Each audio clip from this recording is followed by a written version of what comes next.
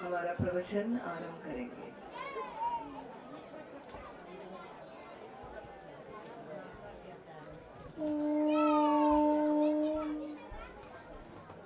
आपादाननभस्थलान्तभुवन ब्रह्माण्डमाविस्फुरते ज्योतिस्फाटिकलिङ्गमौलिविलसत् पूर्णेन्दुवान्तामृतैः अस्तोकावृतमेकमीशमनिशं रुद्रानुवाकाञ्जपन् ध्यायेद्दीप्सितसिद्धये ध्रुवपदं विभ्रो विषिञ्चेच्छिवम् ब्रह्माण्डव्याप्तदेह भसितहिमरुचा भासमाना भुजङ्गैः कण्ठे कालाकपर्दा कलितशशिकलाश्चन्दको दण्डहस्ताः त्र्यक्षा रुद्राक्षमाला प्रकटितविभवा शाम्भवा मूर्तिभेदाः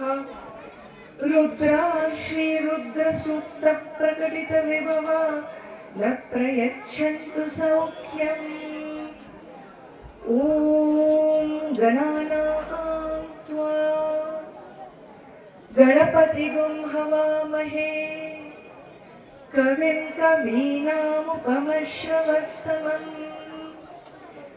ज्येष्ठराजं ब्रह्मणस्पत आनशृण्वन् ऊर्ध्वः सीदसादनम् ॐ महागणपतये नमः। ॐ यो रुद्रो अप्सुय ओषधीषु यो रुद्रो विश्वा भुवना विवेश तस्मै रुद्राय नमो अस्तु तमुष्टुहि यस्सुषु सुधन्वा यो विश्वस्य क्षयति भेषजस्य यक्ष्वा आमहे सौः मनसाय रुद्रं नमो भिर्देवमसुरन्दुवस्य अयं मे हस्तो भगवान् अयं मे भगवत्तरः अयं मे विश्वभेषजो यगो शिवाभिमर्शनः ये ते सहस्रमयुतं पाशा मृत्योर्मर्त्याय हन्तवे तान् यज्ञस्य मायया सर्वान् वयजामहे मृत्यवे स्वाहा मृत्यवे स्वाहा। ॐ नमो भगवते रुद्राय विष्णवे मृत्युर्मे पाहि प्राणानां ग्रन्थिरसि रुद्रो मा विशान्तकः तेनान्मेनाप्यायस्व ॐ शान्ति शान्ति शान्तिः।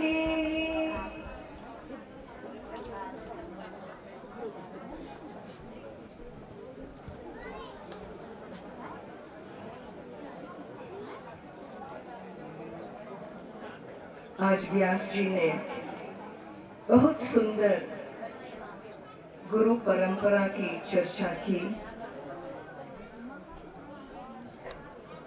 और मैं ये जरूर कहना चाहूंगी कि भारत की स्वतंत्रता पाने तक हमारे संस्कृति में जो दबाव आया था, जो संस्कृति का नाश हुआ था ब्रिटिश राज में, मुगल राज में, ये वो समय था 1940s और 50s का और 60s का, जो कुछ एक दो महात्मा खड़े हुए समाज में,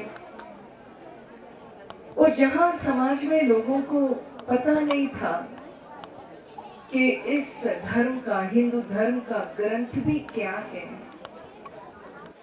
उस समय उन्होंने बड़े बड़े भगवत गीता के ज्ञान यज्ञ करने शुरू किए और भगवत गीता जी को जिसमें अद्वैत ज्ञान, ईश्वर का के साथ एकता का जो ज्ञान रहस्य है, ये ज्ञान तो सिर्फ हिमालय के महात्मा ही जानते थे। समाज में उतरकर समाज में लोगों को, गृहस्थियों को, ब्रह्मचारियों को ये पढ़ाना, ये सब कब का खत्म हो चुका था।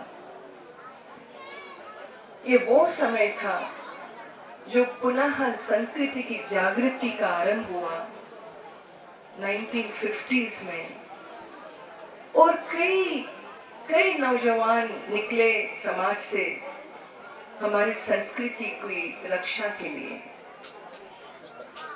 कई साधु बने और कई कन्याएं साध्वी बनी। साधु और साध्वी बनना इस सबके बस की बात नहीं है। जब तक कुछ हृदय से कोई बुलावा ना आए, कोई पुकार ना हो ईश्वर से, ईश्वर का दर्शन के लिए या ईश्वर के साथ एकता में जुड़ने के लिए, ये जो जीवन है ना, ये कहीं भी साधु साध्वियों का जीवन, जो भी धर्म आप देखो, या क्रिश्चियन धर्म देखो, या कोई भी भिन्न भिन्न धर्म है धरती पे, ये बड़ा कष्ट धर्म है। और अगर पुरुषों के लिए कष्ट है तो साधुओं के लिए आप सोच सकते हो। लेकिन फिर भी संस्कृति की रक्षा के लिए और ईश्वर को पाने के लिए, जैसे व्यास जी कहने लगे, जो बचपन से ही इस सूत्र धारा में जुड़ गया ना, इस ज्ञान गंगा में जुड़ गया, तो समझ लो जीवन तो बहुत सरल हो जाता, बिल्कुल गंगा जी की तरह सरल। लेकिन समाज में हम किसी और माया में फंसे हुए हैं, जिसे हमने कल देखा। बालस्तावत् क्रीडासक्तः, तरुणस्तावत् तरुणीसक्तः, वृद्धस्तावत् चिन्तासक्तः, परमे ब्रह्मणि कोऽपि न सक्तः। जब हम छोटे होते हैं ना, हमको हमेशा खेलकूद में आसक्ति है। बाल अवस्था में, क्रीड़ा में हमें आसक्ति, बस खेलते रहना, खेलते। माँ बुला रही, भाई पढ़ो पढ़ो, पढ़ाई का समय आ गया, लेकिन ना, हमको सिर्फ खेलना है। और हम जब जवान हो जाते हैं, माँ सोचती है अब तो समझ आया होगा।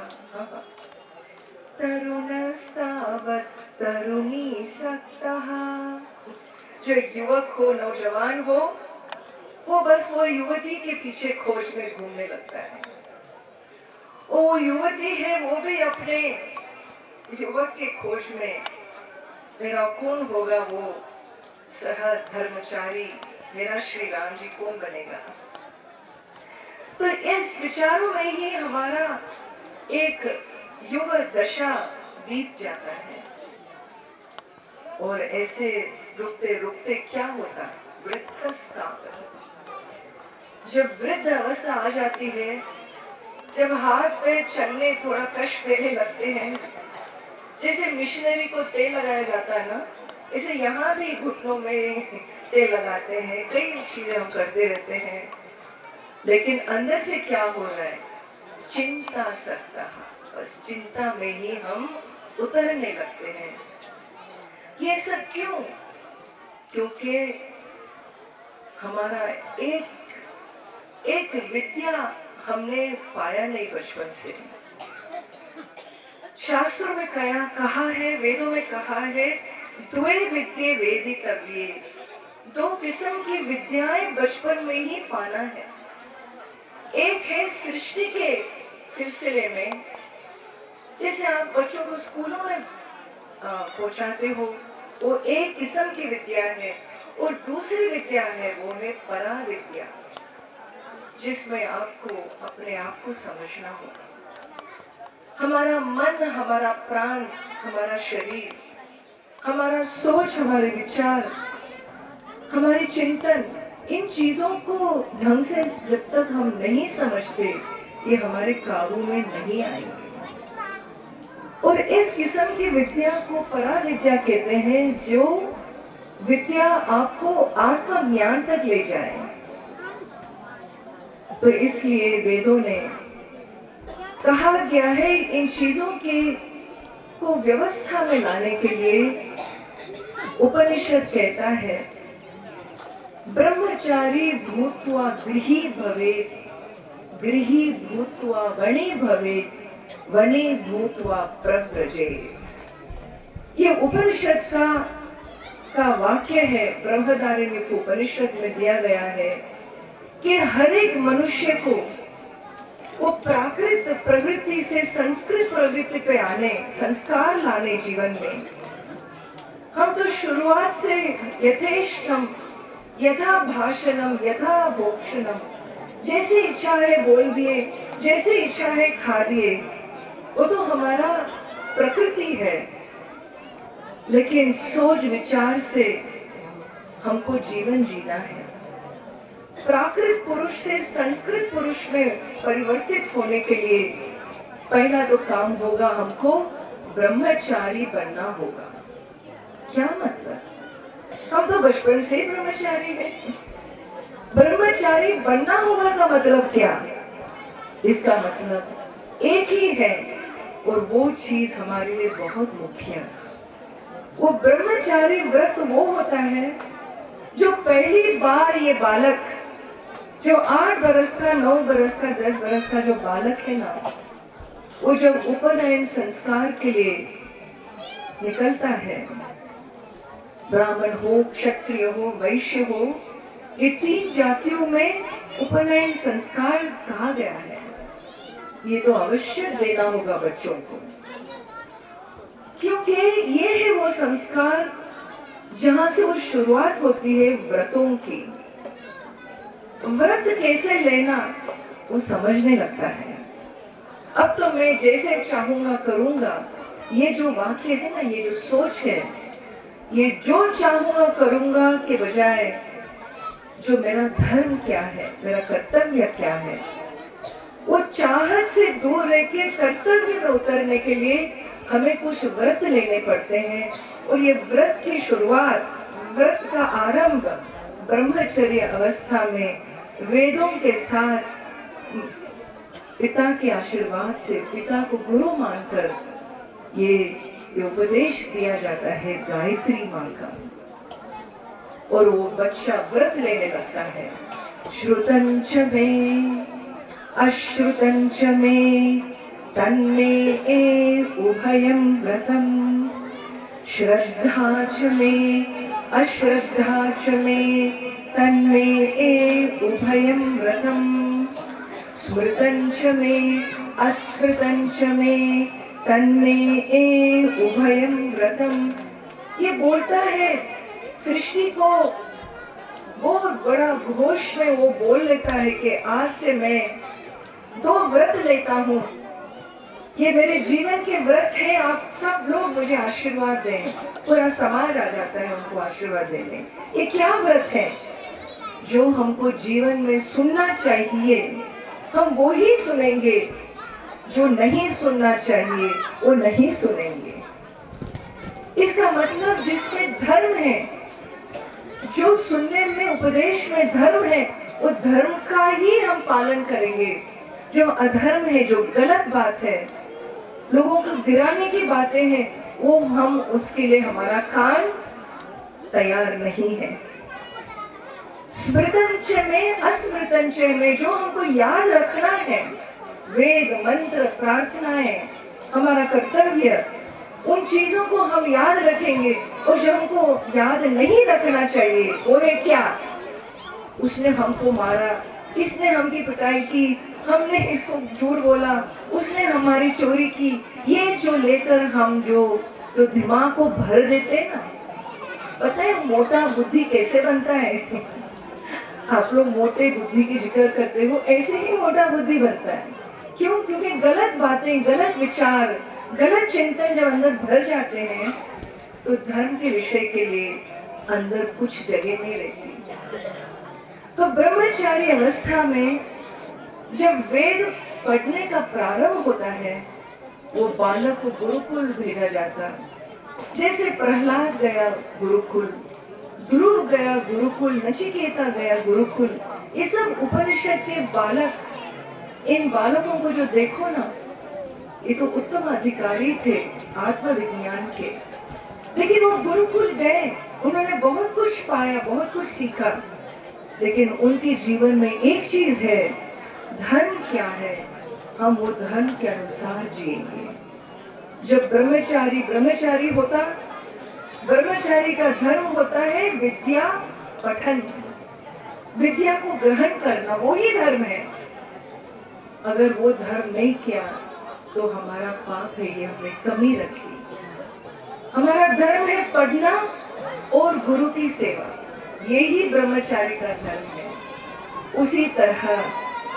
उसी तरह हर आश्रम का धर्म होता है जो विवाहित होते हैं। विवाह का मतलब क्या? हम विवाह करते लड़ाई के लिए नहीं कि ये हमारे से बहुत अलग है। अरे भाई, आपके जैसे ही होते हो तो आपके भाई बनते हैं। एक परिवार में भी एक भाई और बहन से उनका सोच विचार एक तरह से नहीं होता। तो भिन्न भिन्न परिवार के, भिन्न भिन्न संस्कृति के, भिन्न भिन्न धर्मों से लोग जब मिलते भी हैं तो भिन्न होंगे ही लोग। और फिर भी उसके बावजूद जब आप एक निश्चय करते हो अग्निदेव को साक्षी मानकर कि आज के बाद हम दोनों हम जीवन साथ जिएंगे, वो किस लिए जिएंगे? लड़ने के लिए? हम मिले लड़ने के लिए, या हम मिले लड़ाई को उठाने के लिए, परिवारों को तोड़ने के लिए?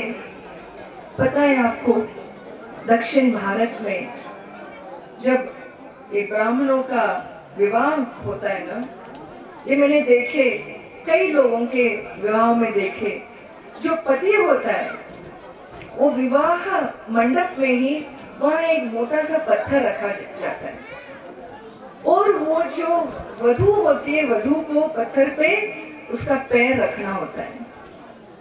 और वो पति क्या करेगा पता है? वो एक समय है जीवन में, याद रखना, वो जो बैठेगा अपनी वधू के चरण में बैठेगा और वो पैर पकड़ेगा उनके। ये देखने वाली चीज है, ये बाद में देखने नहीं मिलता फिर तो मामला उल्टा हो जाता है। लेकिन इस समय वो जरूर पैर पकड़ेगा और वो बोलेगा कि देखो हे माँ, आप ही हमारे परिवार की लज्जा रख सकती हो। मेरे पूरे परिवार का मर्यादा, लज्जा आपके हाथ में है। मैं आपसे भीख मांगता हूँ, मेरे परिवार का मर्यादा आप उठाना, उत्कर्ष का लाना, आप मेरे परिवार को तोड़ना नहीं कभी, इसकी मैं आपसे प्रार्थना करता हूँ, विनती करता हूँ। और वो कहती है तथास्तु लेकिन चक्कर ये है, आज के जमाने में कोई संस्कृत नहीं जानता, तो क्या बोला विवाह में, कोई किसको कुछ नहीं पता तो हम हमारे लोगों को बुलाते हैं, अभी बैठो हमारे सामने और एक बार विवाह करो।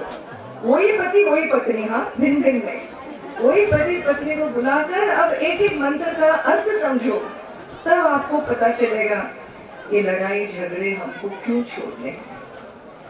ये जो विवाह जो है, विशेषेण वहति इति विवाह, वह मतलब जीवन को चलाना।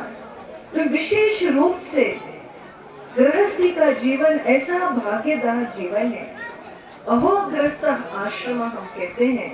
क्यों? क्योंकि गृहस्थी जीवन में ही आप ही हो जो ब्रह्मचारी को संभाल सकते, आप ही हो जो वो बनी को संभालोगे, आप ही हो जो सन्यासी भिक्षा मांगने आपके पास ही आएगा। तो तीनों बाकियों के बाकी आश्रम जो है वो आप पे ही निर्भर है, गृहस्थों पे निर्भर है। और गृहस्थी का क्या कर्तव्य है आपको पता है? कर्तव्य है आपके ऋण चुकाना। और ऋणी नहीं बनना। धरती माँ के ऋणी बनोगे ना तो कई जन्म लेने पड़ेंगे, बार बार आने होंगे, एक एक कर्म का हिसाब चुकाना होगा हमको। ऊपर बैठे हैं चित्रगुप्त महाराज, वो हर एक का फाइल खुले हुए हैं। जैसे ही आपने जन्म लिया, आप क्या कर्म कर रहे हो वो पूरा रिकॉर्ड होता जा रहा कंप्यूटर की तरह। और एक एक कर्म हमको चुकाने होंगे। अगर हम एक अपना ऋण समझे, कर्मों का ऋण, हमारा क्या ऋण है? हमारा तो सिर्फ बैंक का जो लोन है बिल्डिंग के लिए हमने लिया था वही ऋण है हमारा जी, और ऋण नहीं है हमारे। किसने कहा आपको? वेद कहता है ये जो जन्म लिया ना आपने, आपका ऋण था धरती माँ की तरफ, उनके प्रति, इसलिए ही आपने जन्म लिया। और हर गृहस्थी का कर्तव्य है, हर दिन नित्य कर्म है ये ऋण चुकाना। कितने ऋण है भाई आपके? मैं बताऊं, आप तैयार हो ऋण चुकाने? वेद कहता है, हम नहीं कहते, वेद कहता है। वेद कहता है हर गृहस्थी के 5 ऋण है, 5, बस सिर्फ 5, ज्यादा नहीं। और उसको चुकाने के लिए वो ऋण है 5 दिशाओं के लिए। और वो एक श्लोक है जिसमें बहुत सुंदर रूप से इस ऋण की चर्चा हुई है। ऋण समझते हो ना? इंग्लिश में कहते हैं डेट। डेट मतलब कर्जी। हाँ, कर्ज। कर्ज आपने 5 किस्म के कर्ज आपके पास बैठे हुए हैं चुकाने। अध्यापनम ब्रह्म यज्ञम ऋषि यज्ञस्तु तर्पणम पितृयज्ञस्तु तर्पणम होमो दैवो बलिर्भूतो नृयज्ञोतिथि पूजनम। ये है 5। अध्यापनम ब्रह्म यज्ञ, जो आज आप ऋषि परंपरा में बैठे हो, ये गुरु परंपरा, ऋषि परंपरा में आपकी जो संस्कृति है, ये देवी देवताओं की जो संस्कृति है, जो वेद संस्कृति है, जो गंगा माँ की संस्कृति है, जिसका आनंद आप आज ले रहे हो, उसके प्रति आपका ऋण नहीं है? आपका ऋण है। जब भी हम कुछ पाते हैं हम कर्जी बन जाते हैं, वो कर्ज हमको चुकाना होता है। और कर्ज कैसे चुकाओगे? जब आप भी अपने बच्चों को यही संस्कृति पढ़ाओगे, उनको भी आपकी तरह इस संस्कृति में जोड़ोगे। जहाँ जहाँ मंदिर है, जहाँ जहाँ आश्रम है, जहाँ जहाँ गुरु ऋषिगण जो जो जो अपने ही प्रवचनों में मार्गदर्शन देते हैं लोगों को, उनकी सहायता करना, ये आपका पहला कर्तव्य है। अध्यापनम ब्रह्म यज्ञ, इसको ब्रह्म यज्ञ कहते हैं। और दूसरा कर्तव्य है पितृयज्ञस्तु तर्पणम। ये तर्पण, पितृ नहीं होते तो हम कहाँ होते? पितरों की वजह से, उनके ही आशीर्वाद से आज जो हम हैं, उनके ही आशीर्वाद से है। अगर वो तृप्त नहीं, अगर उनको गति नहीं मिली ऊपर, अगर वो बेचैन है, क्यों? क्योंकि आपने आपका तर्पण नहीं किया, आपने श्राद्ध कर्म नहीं किए हर वर्ष। अगर वो बेचैन होते तो आप शांत नहीं रह सकते। पितृयज्ञस्तु तर्पणम, ये भी आपका कर्म है, आपका धर्म है, इससे ही आपका ऋण चुकेगा।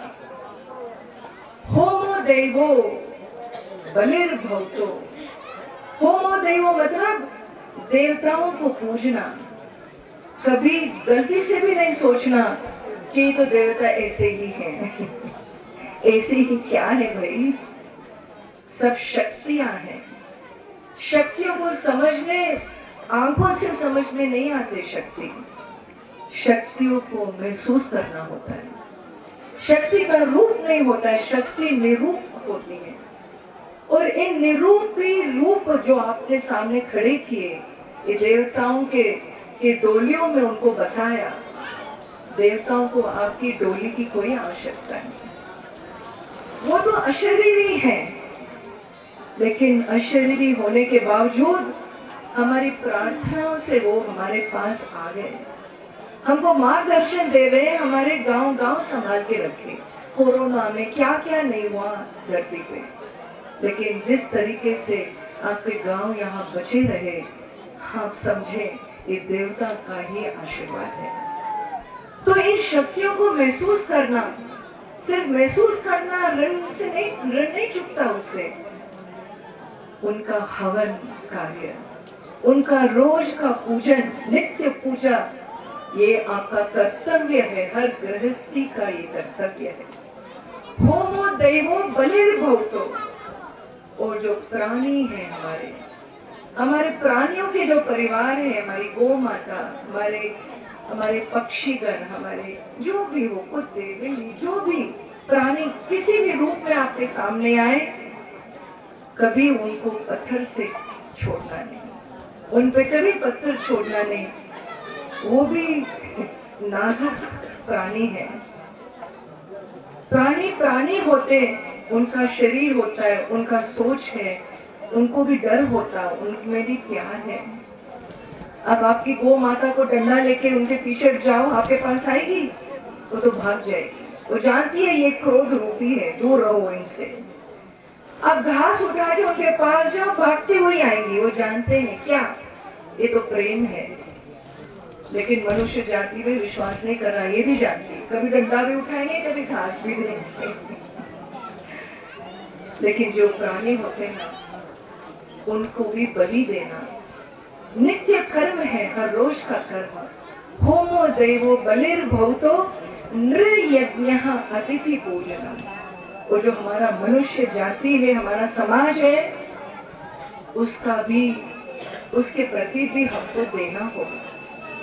कभी किसी को बिना जल पान के आपके घर तक आ गए, कभी उनको छोड़ना नहीं, कहना नहीं आपको टाइम नहीं है, हमें जाना है नौकरी में, हम फोन पे जरा रुको। अतिथि सत्कार ऐसे नहीं होता। भारत की संस्कृति अतिथि सत्कार में हम बिल्कुल धरती में सबसे आगे निकलते हैं। कोई भी अतिथि सत्कार नहीं समझता जैसा भारत की संस्कृति समझती है। हम तो अतिथि को पूजते हैं, मानते हैं, उनका पूजन करते हैं। और अतिथि सत्कार, अतिथियों का तो देना, ये देने वाला जीवन है। गृहस्थी का जीवन है देने के लिए। धरती माँ को दोबारा हम समर्पित करें। ये 5 ऋण हम जब हर रोज इन 5 ऋण का ध्यान रखेंगे ना, हमारे ऋण, कर्म के ऋण चुक जाएंगे। जब कर्म के ऋण चुक जाएंगे तभी हम मन की शांति पाएंगे। और गीता जी में इसके प्रति बहुत सुंदर हम आगे चल के सुनेंगे, समय हमारा हो गया। और गीता जी में श्री कृष्ण भगवान बहुत सुंदर कहते हैं, कर्मण्येवाधिकारस्ते मा फलेषु कदाचन। आपका जो अधिकार है, मनुष्य जाति का अधिकार, वो सिर्फ कर्म चुनने में है। कर्म चुनने तक आपको अधिकार दिया गया है। या आप धर्म का कर्म चुनो या अधर्म का कर्म चुनो, चुनने तक आपका अधिकार है। चुन लिया, उसके बाद आपका अधिकार खत्म। अगर आपने अधर्म चुना तो उसका जो भी कर्म फल होगा वो आप उसको टाल नहीं सकते, क्योंकि वो अधिकार हमारे पे नहीं है, वो ईश्वर ने वो अधिकार अपने साथ रखा है। कर्मणि एव अधिकारः। इसलिए जब हम कर्म चुनते हैं ना, हम कैसे बोलेंगे, क्या करेंगे, कैसे सोचेंगे, ये 3 रूपी कर्म है। कायिक कर्म, वाचिक कर्म और मानस कर्म। ये तीनों लेवल में, तीनों पीढ़ी में हमारे कर्मों में धर्म को बसाना, ये है एजुकेशन, ये है पढ़ाई, ये है संस्कार। अगर हम हमारे बच्चों को अपने आप के जीवन में भी धर्म को हमने चिंतन में नहीं बसाया, वो जिह्वा में नहीं उतरेगा। और जिह्वा में नहीं रहा तो कर्मों में क्या होगा? तो कर्म को धर्म के साथ जोड़ना एक बहुत बड़ा रहस्य है। और भगवत गीता में हम कल आपको सुनाएंगे कर्म को कैसे धर्म के साथ जोड़ा जाता, उसके लिए हमको क्या करना होगा और क्या नहीं करना होगा। इसका विवेचन, धर्म का विवेचन हम आगे चलकर सुनेंगे। ओम शांति शांति शांति।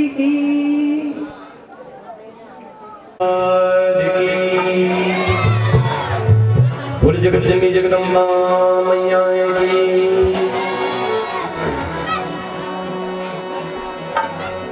हरे बोले जय हो जय हो जय हो सूर्य कंडा भवानी। हरे बोले भगतों की माता असुरे हारने। जय हो जय हो जय हो सूर्य कंडा भगतों की माता असुरे हारने। जय हो जय हो जय हो भगतों की माता असुरे हारने।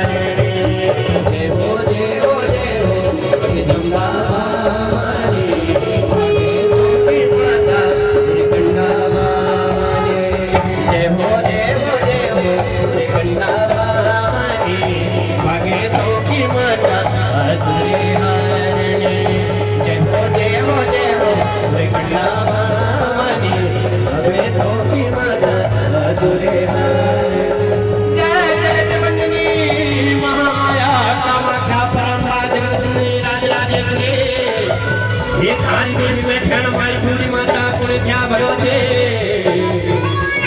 प्रीति यात्री प्रीति बना दी महामाया जगदम्बा और जगत जननी जगदम्बा मैया की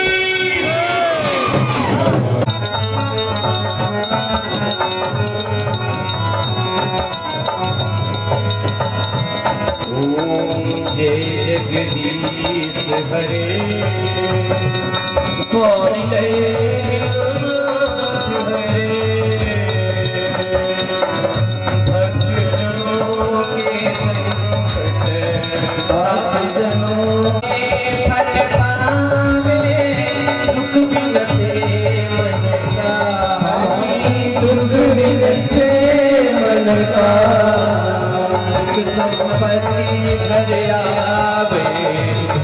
संपत्ति घर आवे मिट्टी का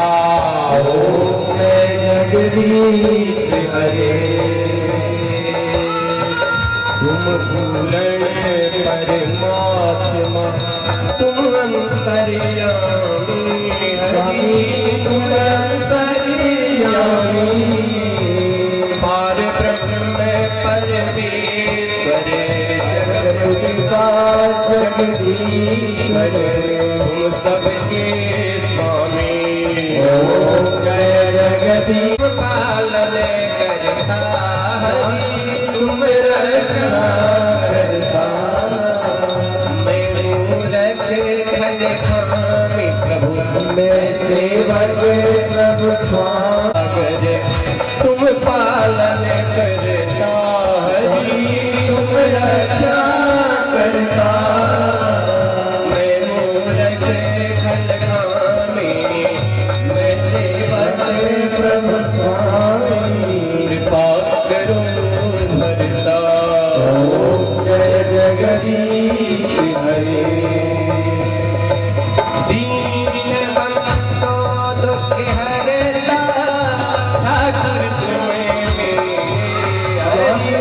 रक्षक तुम सबके अपने हाथ बढ़ाओ दयामय शरण लगाओ द्वार खड़ा है तेरे ओम जय जगदीश हरे दया विकार मिटाओ पाप हरो रे देवा कष्ट हरो देवा श्रद्धा भक्ति बढ़ाओ श्रद्धा प्रेम बढ़ाओ